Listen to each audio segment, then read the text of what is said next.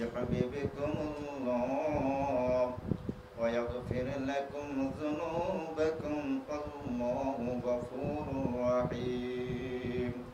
الآخر آية. وقال رسول الله صلى الله عليه وسلم عن جابر رضي الله تعالى عنه قال رسول الله صلى الله عليه وسلم والذي نفس محمد بيده لو بدلكم موسى فاتبعتموه وتركتموني لضللتم عن سواء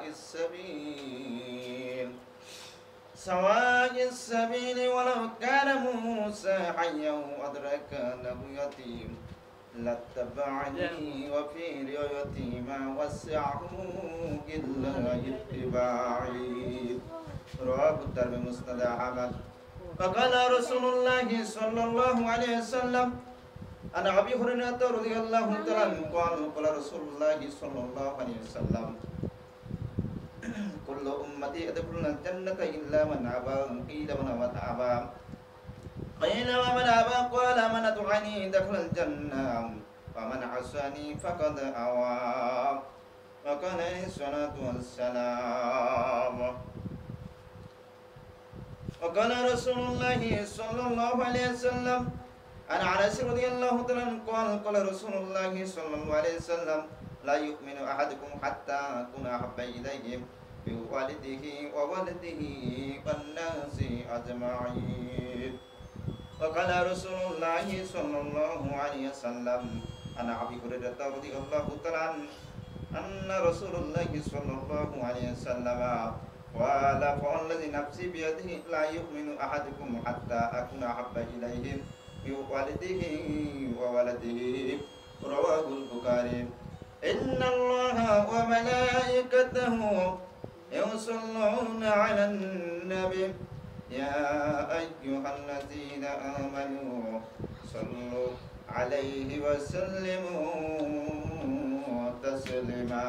اللهم صل على سيدنا مولانا محمد وعلى آل سيدنا ومولانا محمد. اللهم صل على سيدنا مولانا محمد وعلى آل سيدنا ومولانا محمد. استنصر بالذكر من كتدات استنصر بالذكر من كتدات أنت يونس لك ما يبا اعتدات. اللهم صل على سيدنا مولانا محمد وعلى آل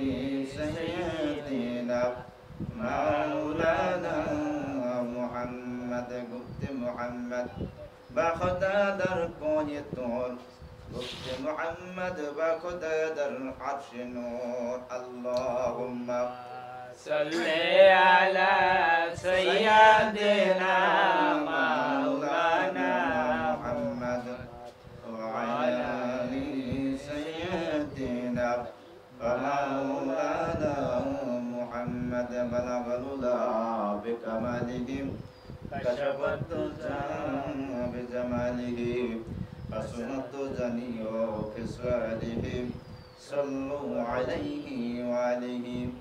عشق محبوب خدایا جس دل میں تیری حاصل نہیں لکھوں میں ہو مگر ایمان میں کامل نہیں. بلغ اللہ بکمالہ کشف الدجى بجماله حسنت جميع خصاله صلوا عليه وعليه. আমার সেই মহান প্রভুর দরবারে শুকরিয়া আদায় করি যিনি পবিত্র জুমার দিন তার পবিত্র ঘরে এসে বসার মোতাবেক আমাদের মতো গুনাহগারকে ইনায়েত করলেন। এই জন্য সকলের সমস্যারে বলে আলহামদুলিল্লাহ আলহামদুলিল্লাহ। দরুদ সালাম পাঠ করে সেই বিশ্ব নবীর প্রতি এতক্ষণের যার শানে হাদিসগুলো তেলাওয়াত করা হলো সকলেই বলি জনাবে মুহাম্মদুর রাসূলুল্লাহ সাল্লাল্লাহু আলাইহি ওয়াসাল্লাম। আগের জুমায় আলোচনা করেছিলাম প্রিয় নবীর মহব্বত প্রসঙ্গে। আজকেও আয়াতে কারিমা তেলাওয়াত করছি আলে ইমরান থেকে ৩য় নম্বর পারা, প্রিয় নবী সাল্লাল্লাহু আলাইহি সাল্লামের প্রতি ভালোবাসা প্রসঙ্গ। তাহলে এখানে বোঝা যায় রাসূলের ভালোবাসা প্রসঙ্গে যদি হাদিস এবং কোরআন থেকে আলোচনা করা হয়, এই পৃথিবীর জীবন জিন্দেগি সব শেষ হয়ে যাবে, কিন্তু রাসূলের হাদিস বলে, রাসূলের জীবনী কথা বলে কোনোদিন শেষ নামানো যাবে না, সম্ভব নয়। তাইলে আমি যে কোরআনে আয়াতে কারিমা তিলাওয়াত করলাম, এই আয়াতে কারিমার ভিতরে আল্লাহ পাক সুবহানাহু ওয়া তাআলা কি বললেন?